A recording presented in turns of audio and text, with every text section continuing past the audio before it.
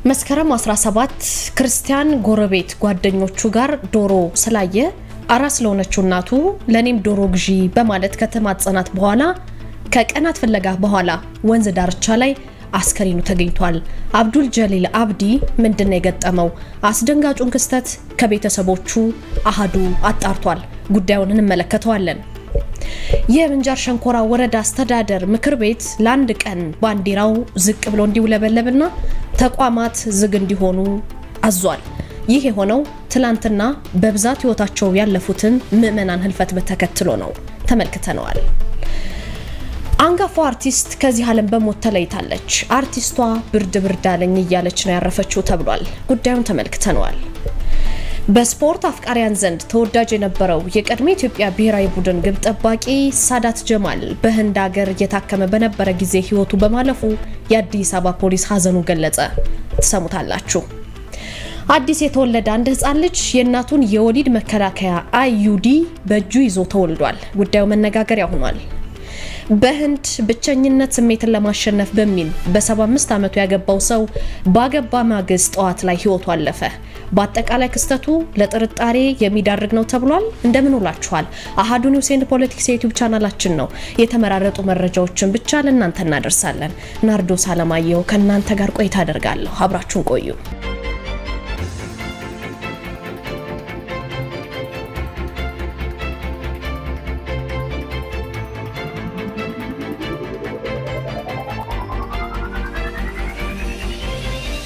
ከሰሞኑ ከተሰሙ አሳዛኝ ክስተቶች መካከል የህፃኑ ህልፈት ይገኛል። መስከረም 17 ነው ጉዳዩ ተፈጸመው። ክርስቲያን ጎረቤት ጓደኞቹ ጋር ዶሮ ታርዶ ስላየ አራስ ለሆነችው እናቱ እማዬ ለኔም ዶሮ ግዢልኝ ብሎ ከተማጸናት በኋላ የተፈጠረው ክስተት በርካቶችን ያሳዘነ ሆኗል። ምንድነው የተፈጠረው? የ7 ዓመት ህፃን ነው። አብዱል ጀሊል አብዲ ይባላል። ቦሌ አራብሳ ከሚገኘው ኮንዶሚኒየም ቤታቸው ወጣ ገዝታለት ዶሮውን ስትመለስ የመጀመሪያ ልጇ አብዱን ግን ልታገኘው አልቻለችም። ይችናት ቤተሰብ በጭንቀትና በፍለጋ ተንከራተው ማግኘት ሲያቅታቸው ወደኛ ደውለው አረ ልጃችንን አፋልጉን ገባን ብለው የተፈጠረውን ጉዳይ ሲነግሩን እንደተለመደው ወደ ሶሻል ሚዲያ አምጥተን እባካችሁ ይህንን ህፃን አፋልጉን ብለን ለጠፍነው ፎቶውን። ዛሬ የመገኘቱን ብስራት በተስፋ እየጠበቅን እያለ በሚያስደነግጥና ልብ በሚሰብር ሁኔታ ይህ ምስኪን ህፃን ብዙ ያዩበትን ልጃቸው ብዙ የለፉበት ልጃቸው አንገቱ ተቀጭቶ ቤታቸው ፊት ለፊት የሚገኝ ወንዝ ዳር ተጥሎ ተገኝቷል። ይህ ምን አይነት ነውረኝነት ነው? ምን አይነትስ ድርጊት ነው? የፈለገውን ዶሮ ገዝታለት ልታበላው የነበረችው እናት በምን ቃል ነው የምትጽናናው? ይሄ 7 ዓመት ህፃን አብዱል ጀሊል አብዲ መስከረም 17 ዶሮ ስላየ ለናቱ ተናገረ። ከዛ በኋላ ግን በሚያሳዝን ሁኔታ በዚህ አኳኋን ህይወቱ ተቀጭቷል በልጅነቱ። ቤተሰብም በእንደዚህ አይነት ሁኔታ ለማነጋገር አስቸጋሪ ስለሆነ ጉዳዩን ወደ ቅርብ ቤተሰብ ለመውሰድ ሞክረናል። የቅርብ ቤተሰብን አነጋግረናል። ጉዳዩ በማህበራዊ ሚዲያ ላይ ከፍተኛ ትኩረት ያገኘ ጉዳይ ነው። ብዙዎችን ያሳዘነ ጉዳይ ነው። የአብዱል ጀሊል ጉዳይ የፈለገውን ዶሮ ከገዛችለት በኋላ ያጣችው እናት ምን ተሰምቷት ይሆን? ቤተሰብን አሃዱ አነጋግሯል። ጉዳዩን አጠር ባለ ደቂቃ ተከታትለን እንመለሳለን። የቅርብ ቤተሰብ ነኝ። የጠፋው እኛ ሌላ የሰማነው ሌላ ቦታ ሆነን ነው። ሌላ ቦታ ምንኖር የእናቱ ዘመዶች ነን፣ የእናቱ ቤተሰቦች ነን። ወደ አራብሳ አደባባይ አካባቢ ነው። ከአደባባይ ወረድ ብሎ ጨርቆስ አደባባይ ወረድ ብሎ ጠፍቷል። እንደተባልነውና እንደሰማነው የመስቀል ቀን ነው። ቀን ዶሮ ግዢልኝ ብሎኝ ዶሮ ገዝቼለት ከዛ በኋላ አላየሁትም ነው የምትለው። ከማታ 4 ሰዓት ፈለጉትና ከዛ ሲያጡት እኛም ደወሉን። እኛም ፈለግነው አጣነው። ከዛ በየማህበራዊ ሚዲያ ተለቀቀ። ከዛ እየፈለግነው እናገኘዋለን ብለን በየቦታው በየምናምኑ እየፈለግነው ከፖሊስ ጋር በየፖሊስ ጣቢያው 3 ፖሊስ ጣቢያ አመልክተን ፖሊሶቹም ከኛ ጋር እኩል እየፈለጉ ከኛ ጋር እኩል እያለቀሱ መጨረሻ ላይ ከወላጆቹ መኖሪያ ወንዝ ወረድ ብሎ ከወላጆቹ መኖሪያ ቤት ወረድ ብሎ በሚገኝ ውስጥ ወንዝ ውስጥ ተጠሎ ተገኝቷል። የጠፋብን ቅዳሜ ነው። ያገኘነው ማክሰኞ ነው።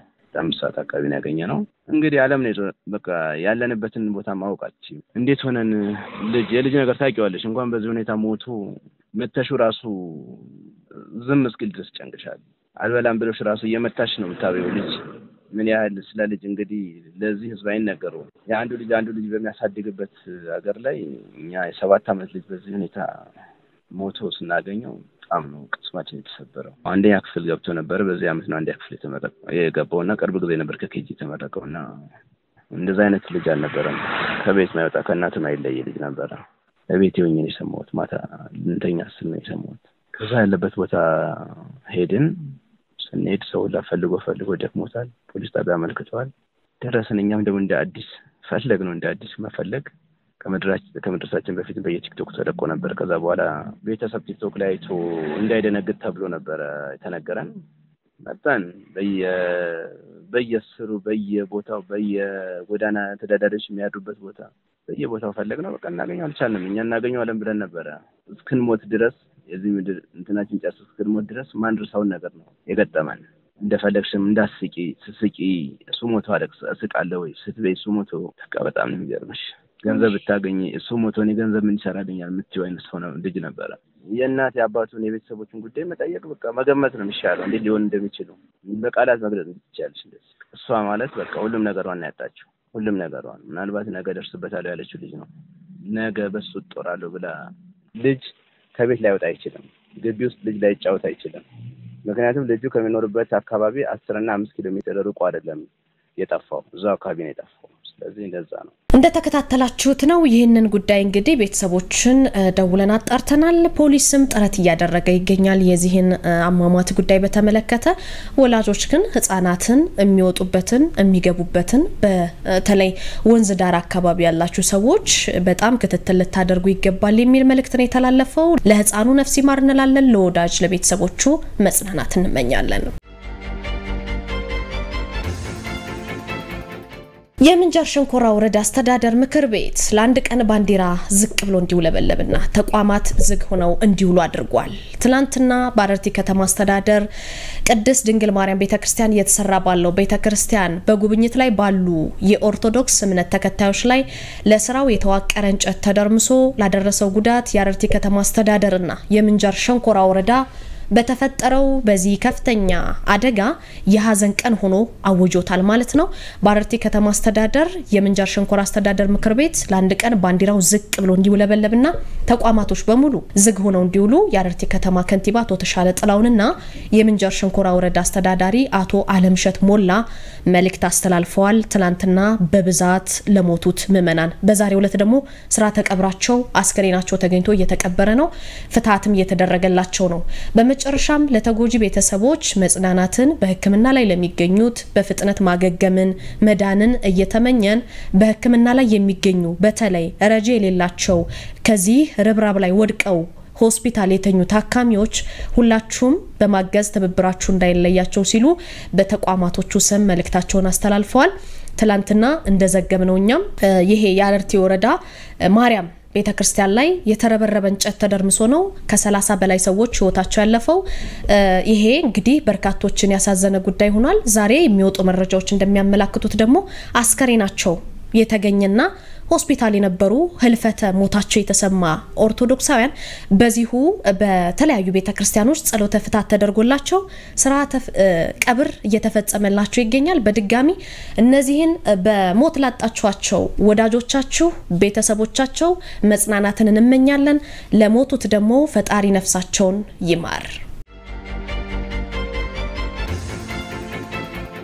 አንጋፋ አርቲስት ከዚህ ዓለም በሞት ተለይታለች። አርቲስት ፍሬ ህይወት ባህሩ መስከረም 22 ቀን በዛሬው ዕለት ከጧቱ 3 ሰዓት ተኩል ሻወር ወስዳ ልብሷን ቀይራ ወደ መደበኛው አስራዋ ለመሄድ በዝግጅት ላይ ሳለች ብርድ ላይ በማለት ፒያሳ ጣሊያን ሰፈር እየተባለ የሚጠራው አካባቢ በመኖሪያ ቤቷ አርፋለች። አርቲስት ፍሬ ህይወት ባህሩ የምታስታውሷት ከሆነ የቀለጠው መንደር፣ ፎርፌ፣ ረመጥ፣ ነቃሽና ሌሎች በርካታ በሀገር ፍቅር ቲያትር ቤት በተሰሩ ቲያትሮች ላይ ተውናለች። በኪነ ጥበቡ ዓለም ደግሞ ስማቸው ገነው ከሚወጡ የቲያትር ባለሙያዎች መካከል አንዷ ናት። አርቲስት ፍሬ ህይወት በሀገር ፍቅር ቲያትር ቤት በውዝዋዜና ዳንስ ተቀጥራ ችሎታቸውን ብቃታቸውን በመድረክ ካሳዩ አንጋፋ ከያንያን መካከል አንዷ ናት። በሀገር ፍቅር ቲያትር ለበርካታ ዓመታት በሙያው ያገለገለች አርቲስቷ በበርካታ ፊልሞች፣ የቴሌቪዥን ድራማና የሙዚቃ ክሊፖች ላይ ደግሞ በትወና ተሳትፋለች። አርቲስት ፍሬ ህይወት አርብ ዕለት መስከረም 23 2018 ከጧቱ 3 ሰዓት እስከ 4 ሰዓት ባገለገለችበት ሀገር ፍቅር ቲያትር ቤት የክብር ሽኝት ይከናወንላታል። የቀብር ስነ ስርዓቷ ደግሞ ከረፋዱ 5 ሰዓት እስከ 6 ሰዓት በቀጨኔ ደብረ ሰላም መድኃኔዓለም ቤተክርስቲያን የሙያ አጋሮቿ የኪነ ጥበብ ሰዎች አርቲስቶች በርካታ ወዳጅ ዘመዶቿ በተገኙበት ስርዓተ ቀብሯ በቀጨኔ ይፈጸማል ማለት ነው። አርቲስቷ የሁለት ሴት ልጆችና የልጅ ልጅ ያየች አርቲስት ነበረች። በዛሬው ዕለት ህልፈቷ ተሰምቷል። የአዲስ አበባ ፖሊስ በስፖርት አፍቃሪያን ዘንድ ተወዳጅ የነበረው የቀድሞ ኢትዮጵያ ብሔራዊ ቡድን ግብ ጠባቂ ሳዳት ጀማል በህንድ ሀገር በህክምና ላይ በነበረ ጊዜ ህይወቱ ማለፉን ተከትሎ የሐዘኑን ገልጿል። የቀድሞ የኢትዮጵያ ብሔራዊ ቡድንና የኢትዮጵያ የሀገራችን ክለቦች ድንቅ ግብ ጠባቂ የነበረ ሰው ነው። የኢትዮጵያ ሴቶች ብሔራዊ ቡድን የግብ ጠባቂዎች አሰልጣኝ የነበረ ነው። ሳዳት ጀማል በገጠመው ህመም እንግዲህ የህክምና ርብርብ ሲደረግለት ነበር ለበርካታ ጊዜ። ነገር ግን ይሄ ርብርብ ሲደረግለት ቆይቶ የህልፈተ ህይወቱ ዜና ተሰማ። አስከሬኑ ህክምናውን ሲከታተል ከነበረበት ህንድ ሀገር ነው እንግዲህ ጧት አዲስ አበባ እንደሚገባ የተገለጸው። የአዲስ አበባ ፖሊስ ደግሞ ለሳዳት ጀማል ከዚህ ዓለም በሞት በመለየቱ ጠቅላይ መምሪያው የተሰማውን ሐዘን ይገልጻል ብሏል። የአዲስ አበባ ፖሊስ በገጹ ይዞት በወጣው መረጃ ሳዳት ጀማል በአዲስ አበባ ፖሊስ እግር ኳስ ቡድንና በሌሎች ክለቦች እንዲሁም ደግሞ ለኢትዮጵያ ብሔራዊ ቡድን በግብ ጠባቂነት ያገለገለ ነው። በስፖርት አፍቃሪያን ዘንድ በተለይ በኢትዮጵያውያን ዘንድ በጣም የሚታወቅ ሰው ነው።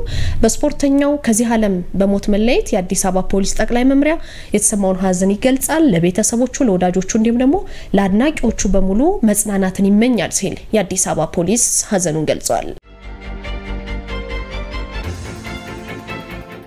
ወደ ውጭ መረጃ አለፍን ተመልካቾቻችን። አዲስ የተወለደ አንድ ህፃን ልጅ የእናቱን የወሊድ መቆጣጠሪያ ወይም አዩዲ በእጁ ይዞ ተወልዷል። የምትመለከቱት ህፃን አዩዲ የሚታወቀው እንግዲህ እርግዝናን በመከላከል ረገድ 99% ወይም ደግሞ በብዛት ውጤታማ ነው ተብሎ የሚመረጥ በሴቶች ዘንድ እርግዝናን የሚከላከል ነው። ነገር ግን አንድ ህፃን እድሉን አሸንፎ ይዞ ተወልዷል። እናቱ ካንድ ሰው ባልታሰበ ሁኔታ ጸንሳ ነበረ። አዩዲ የወሊድ መከላከያ አይነት ሲሆን ይሄም ትንሽ ቲ አይነት ቅርጽ ያለው የእንግሊዘኛዋን ቲ አይነት ቅርጽ ያለው ወደ ማህፀን ውስጥ የሚገባና ወዲያውኑ የሚሰራ መከላከያ ነው። በተለምዶ ለ5 ወይም ለ10 ዓመታት ይቆያል ይባላል። ይሁን እንጂ እናትየው እንዳሳወቀችው ከሆነ የወሊድ መከላከያ ሁሉ ጊዜም ውጤታማ ላይ ሆን ይችላል። እናም እሷ ነፍሰ ጡር መሆኗን ያገኘችው በመደበኛው ምርመራ ወቅት ነበረ። አዩዲ ገና በእናቶች ማህፀን ውስጥ ያለ ዶክተሮች ለማስወገድ በጣም አደገኛ እንደሆነ ይናገራሉ። ነገር ግን ይሄን ህፃን ብራዚል ውስጥ የሚገኝ አንድ ሆስፒታል ጤናማ ሆኖ ይሄንን አዩዲ ይዞ ተወልዷል። ህፃን ማቲያስ እድሉን በማሸነፍ በትንንሽ እጆቹ ገና እንደተወለደ የእርግዝና መከላከያ መድኃኒቱን ሲጨብጥ ታይቷል። ይሄም በመላው ዓለም መነጋገሪያ እንዲሆን አድርጎታል። ይህ ህፃን በእናቱ የወሊድ መከላከያ መሳሪያ በማይታመን ሁኔታ ይዞ ሲታይ ይሄ መጀመሪያው አይደለም። በርግጥ ከጥቂት ዓመታት በፊት ሚዲያዎች እንደዘገቡት በሰሜን ቪየትናም ውስጥ በሃይፎንግ ከተማ በሚገኝ አንድ ሆስፒታል ሌላ አንድ ህፃን ሲወለድ የእናቱን አዩዲ በእጁ ይዞ ታይቷል ይላሉ ዘገባዎች። የማህፀን ሐኪም ትራንቪየት እንደተናገሩት ደግሞ መሳሪያው የወጣው ህፃኑ ሲወለድ አብሮት ከእጁ ጋር ነው የወጣው። የሀገር ውስጥ መገናኛ ብዙሃንም በብዛት ዘግበውታል። ከተረከበ በኋላ መሳሪያውን መያዙ በጣም የሚስም መስሎኝ ነበር። ስለዚህ ፎቶግራፍ አንስቻለሁ ይላል ዶክተሩ። ይሄን ያህል ግን ትኩረት ያገኛል ብዬ አስቤ አላቀም ብሏል። የህፃኑ የ34 ዓመት እናት ነች። ከ2 ዓመት በፊት አዩዲ መጠቀሟን ነው የተዘገበው። ቢሆንም ግን ነፍሰ ጡር መሆኗን አውቃለች። ይሄንን አዩዲ እየተጠቀመች ማርገዟን አውቃለች። አዩዲ ውጤታማ የሆነ እርግዝና መከላከያ ዘዴ ቢሆንም ግን 100% ነው ላይባል ይችላል። ይሄም እንግዲህ ህፃኑ የአዩዲዋን ይችን በመስሉ ላይ የምትመለከቱትን ይዞ ከተወለደ ወይም ይሄ ፎቶ ከተለቀቀ በኋላ ይሄ የወሊድ መከላከያ አዩዲ በትክክል እርግዝናን ይከላከላል ወይስ የህፃኑ ድል ነው የሚለው ጉዳይ በርካቶችን ጥያቄ ውስጥ የከተተ ጉዳይ ሆኗል። በመላው ዓለም መነጋገሪያ ሆኖ የቆየ ጉዳይ ሆኗል። ወደ መጨረሻው መረጃ አለፍን። በህንድ ብቸኝነት ስሜትን ለማሸነፍ በ75 ዓመቱ ያገባው ሰው በማግስቱ ሞተ። ስሙ ሳንግሩራም ይባላል። ይሄ 75 ዓመት አዛውንት በብቸኝነት ህይወት ውስጥ ሲኖር ቆየ። ስለዚህ አገባ። ሙሽራዋ ደግሞ ከ35 ዓመት በታች ነበረች፣ ወጣት ነበረች፣ ቆንጆ ነበረች። ይሁን እንጂ የትዳር ጓደኛው ምኞት ቢሟላም ይሄ ሰው ግን ከትዳር ጓደኛው ጋር ህይወቱን ማሳለፍ አልቻለም። ከሰርጉ በኋላ በማግስቱ ጧት ነው የሞተው። ይሄ ክስተት የተፈጸመው ህንድ ውስጥ ነው። ሳንግሩራም ባለቤቱን ከአመት በፊት አጥቷታል። ከዛን ጊዜ ጀምሮ ብቻውን እየኖረ ነበር። በጣም ብቸኝነት ያጠቃው ሰው ነበር። ምንም ልጆች አልነበሩትም። ጊዜውን የሚያሳልፈው በእርሻ ስራ ነው። የብቸኝነት ስሜት እየተሰማው እየጠነከረበት ሲመጣ በዚህ እድሜም ቢሆን እንደገና ለማግባት በወሰነስ በሚል ለማግባት ይወስናል ማለት ነው። እቺን የ35 አመት በታች ናት የተባለችውን ቆንጆ ያገባል። ዘመዶቹ እንዳሉት ብዙ ሰዎች ይሄን ሰው እንደገና እንዲያገባ መክረውት ነበር። አግባ እንጂ ለምንድን ነው በብቸኝነት የምትኖረው የሚል ምክር ከዘመዶቹ ይመጣለት ነበር። እሱ ግን አልሰማም ነበር ለረጅም ጊዜ። በመጨረሻ ግን የ75 አመቱ ሰው ባለፈው ሰኞ ነበር የተጋባው ወይም ደግሞ የጋብቻ ስነ ስርዓቱን የፈጸመው። የአንድ አካባቢ ነዋሪ የሆነችውን የ35 አመቷን ይችን ወጣት አገባ።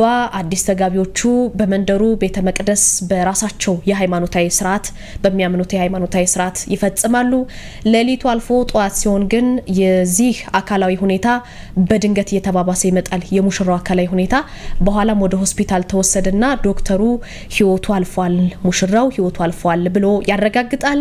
ይሄ ሳንግሩራም የተባለው ሙሽራ ከሰርጉ ማግስት መሞቱ በመንደሩ ውስጥ ሰፊ መላምት አስነስቷል። ብዙ ሰዎች ብዙ አይነት ሐሳብ ነው ሲሰነዝሩ የነበሩት። አንዳንዶቹ በእድሜ መግፋት የተነሳ በተፈጥሮ ነው በፈጣሪ ነው ራሱ እድሜው ስለደረሰ ነው የሞተው ያሉ ይናገራሉ። ሌሎች ደግሞ ተጠራጣሪዎች ግለሰቦች አሉ። በአጠቃላይ ክስተት ውስጥ ለጥርጣሬ የሚሆን ብዙ ምክንያት አለ ብለው ይናገራሉ። በሞቱ ዙሪያ ግን የፖሊስ የምርመራ ወይም የአስከሬን ምርመራ ይደረግ ይሆን የሚሉ ጥያቄዎች ተነስተዋል። በዚሁ በተጋቡበት አካባቢ ግን አግባ እያሉ ያጋቡት ግለሰቦች መሞቱን ሲያዩ በርካታ መላምቶችን እየሰነዘሩ ይገኛሉ። ይህችን ከ35 አመት በታች ናት ተብሎ የተገመተችውን ቆንጆ ባገባ በማግስቱ ይሄ ሙሽራ መሞቱ በርካቶችን ያነጋገረ ሆኗል። የ75ቱ አዛውንት ግን በሰርጉ ማግስት ህይወቱ አልፏል። ተወዳጆች በእኔ በኩል የነበሩ መረጃዎች እነዚህን ይመስሉ ነበር። ከዚህ በመቀጠል አዳዲስ መረጃዎችን ደግሞ አጠራ አድርጋችሁ በትንሹ ከአሃዱ ሬዲዮ ተሰማላችሁ። ወደ አሃዱ ሬዲዮ ወስዳችኋለሁ። ፍቅር ተቢተው ተጠብቃችኋለች። በድጋሚ ሰላም ለእናንተ ይሁን። ውድ አሃዱ ቤተሰቦች በያላችሁበት ሰላምታችን ይድረሳችሁ። አንኳር ዘገባዎቹ ቀዳሚ ናቸው። የመንግስት ሰራተኞች ደሞዝ ማሻሻያ ተግባራዊ እንደማይሆን በተለያዩ ማህበራዊ ሚዲያዎች የሚሰራጨው መረጃ ከእውነት የራቀ መሆኑን የሲቪል ሰርቪስ ኮሚሽን አስታወቀ። ከሰሞኑን ለመንግስት ሰራተኛ ጭማሪ የተደረገው የደሞዝ ማሻሻያ ተግባራዊ አለመደረጉን በማህበራዊ ሚዲያዎች መረጃዎች መሰራጨታቸው ይታወቃል። አሃዱ ስለ ጉዳዩ የሲቪል ሰርቪስ ኮሚሽን የውጭ ግንኙነትና የኮሙኒኬሽን ባለሙያ አቶ ዘሪሁን ባይሳን ጠይቋል። በምላሻቸውም ከመስከረም 2018 ዓ.ም ጀምሮ የደሞዝ ማሻሻያው ተግባራዊ እንደሚሆንና በማህበራዊ ሚዲያ ተግባራዊ አይደረግም በሚል የሚሰራጨው መረጃ ሐሰት መሆኑንም ገልጸዋል። መንግስትም በያዘው እቅድ መሰረት ተግባራዊ እንደሚደረግም ገልጸዋል። ምንም የተለወጠ ነገር የለም። እኔ ማቀው ነገር አሁን ምንም በቃ በፊት በተሰጠው መግለጫ መሰረት ተግባራዊ ይደረግ። በፊት በተሰጠው ሲቪል ሰርቪስ ኮሚሽን በሰጠው መግለጫ መሰረት ምንም የተለወጠ ነገር የለም። ከመስከረም ጀምሮ ይከፈላል። መስከረም ባይደርስም ከጥቅምት ጀምሮ የመስከረም ባክሜንት ተደርጎ ይከፈላል።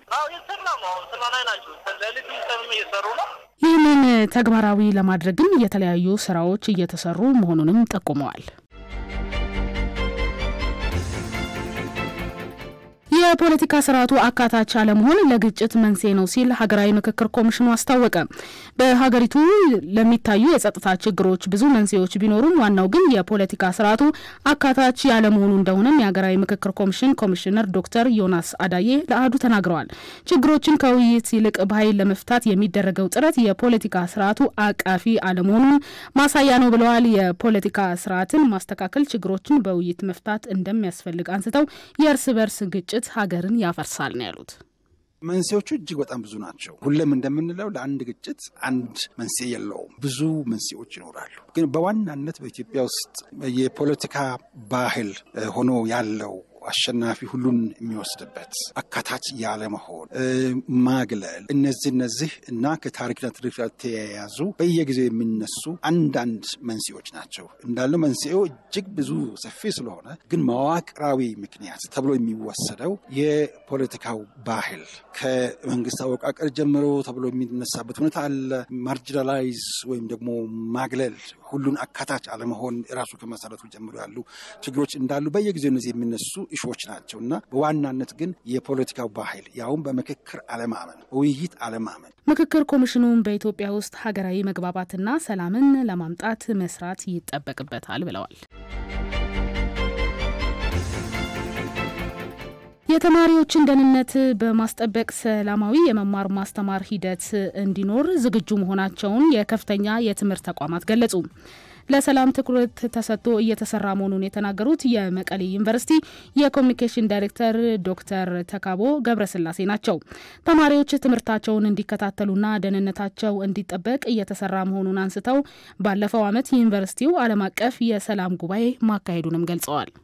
ከመሽ ጦርነት የነበረበት አካባቢ ከመሆኑ አንጻር ሰላም እጅግ በጣም የሚያስፈልግበት ቦታ ነውና እኛም በዚህ ትልቅ ስናለንና ያው ሰላማችንን ለመመለስ ተማሪዎቻችን በሰላም ገብቶ በሰላም እንዲወጡ በሰላም ተቀብለናቸው በሰላም ደግሞ እንድንሸኛቸው ጊዜ ያላሰለሰ ጥረት ነው እናደርገው። አሁንም እንደውትረው ሰላም እጅግ በጣም አስፈላጊ መሆኑን ከኛ በላይ መመስከር የሚችል ስለሌለ ያው በቂ ዝግጅት አድርገን ተማሪዎቻችን ያው ሰላማቸው እንዲጠበቅ ሀገራችን ሰላም እንድትሆን በአጠቃላይ እንደ ከፍተኛ የትምህርት ተቋም ማድረግ ያለብን ነገሮች ያደረግን ነው። ኢንተርናሽናል የሰላም ኮንፈረንስ አድርገናል ካሁን በፊት። በዩኒቨርሲቲው የሚያሳስብ የጸጥታ ችግር እንደሌለ የሚያነሱት ደግሞ የጎንደር ዩኒቨርሲቲ የተማሪዎች አገልግሎት ዲን ዶክተር ሃይማኖት በላይ በበኩላቸው እንደባለፈው ዓመት ሁሉ የዩኒቨርሲቲው ሰላምን ለማስጠበቅ እንደሚሰራም ገልጸዋል። ተማሪዎች እንቅስቃሴ በሚያደርጉበት ጊዜም ደህንነታቸው እንዲጠበቅም በጸጥታ መዋቅር በስፋት እንደሚሰራም ነው የተናገሩት።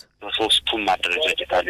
የተማሪ ህብረት አለ፣ የተማሪ የሰላም ፎረም አሉ፣ የተማሪ የስነ ምግባርና ጸረ ሙስና አሉ። በእነዚህ አደረጃጀት እኛ እንደ ዩኒቨርሲቲ ውይይት አድርገናል። ቀድመን ከተማሪ ህብረቶች ጋር ውስጥ ለውስጥ በሚፈጠሩት አንዳንድ ሩመሮችና ሰላማቸው ጸጥታቸው ተጠብቆ አድረው ገኘ ስላለባቸው ትምህርታቸው እንዲካተሉ ሳያስቡ ሳይዘጉ በሚለው አወራን። ተከፍሎ ለብቻው የራሱ አጀንዳ አለው። እነሱ የመጠበቅ ኃላፊነት እንዳለበት ተማሪዎች ደግሞ መሄድ ባለባቸው ማምሸት በሚገባቸው የጊዜ ገደባቸውን ተጠቅመው ወደ ክፍላቸውም ወደ ሚታቸውም ወደ ላይብረሪ እንዲሄዱ በዚህ ኦሪንቴሽን ሰጥተን ነው እየሄድን ያለነው። ሰላም ትልቅ ስራ እንደሚጠይቅ የገለጹት የጅማ ዩኒቨርሲቲ የውጭ ግንኙነትና ኮሙኒኬሽን ሴኔት ዳይሬክተር ፍሬው ሀምሳሉ ናቸው። በዋናነት ሰላም እንዲሰፍን ለማስቻል የመማር ማስተማሩ ስራ በአግባቡ እንዲተገበር ከማድረግ ይጀምራል ነው ያሉት።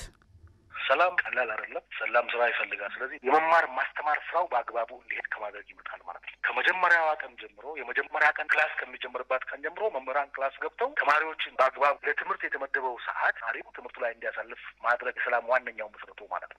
ይሄን ስትሪክትሊ ፎሎ እናደርጋለን በጅማ ዩኒቨርሲቲ። ይሄ ክሪቲካል ነው። ሌላው ደግሞ ተማሪው ጥያቄ ሲኖረውም ደግሞ ጥያቄውን በአግባቡ ቶሎ በፍጥነት የመፍታት ከተማሪ አገልግሎት ጋር ተያይዘው የተማሪው የመልካም አስተዳደር ችግሮች መንስኤ የሚሆኑ ነገሮችን ከስር ከስሩ በፍጥነት እያዩ እየፈቱ በመሄድ ተማሪው ያለባቸውን ችግሮች በጋይዳንስ እና ካውንስሊንግ በአድቫይዚ ፕሮግራሞች ከዲፓርትመንት ድረስ በማድረግ ሰላማዊ የሆነ የመማር ማስተማር ከባቢያዊ ሁኔታ በሰላም ጉዳይም ትኩረት አድርገው እየሰሩ መሆናቸውንም አሃዱ ያነጋገራቸው የከፍተኛ የትምህርት ተቋማት ገልጸዋል። በሞሮኮ በተፈጠረ ሁከት ከ260 በላይ የጸጥታ ኃይሎች መጎዳታቸው ተገልጿል። በሞሮኮ በተለያዩ ከተሞች ውስጥ የተደረጉ የወጣቶች ተቃውሞ ወደ ብጥብጥ መቀየሩን 263 የጸጥታ ኃይሎችና 23 ሲቪሎች መጎዳታቸውን ባለስልጣናት አስታውቀዋል።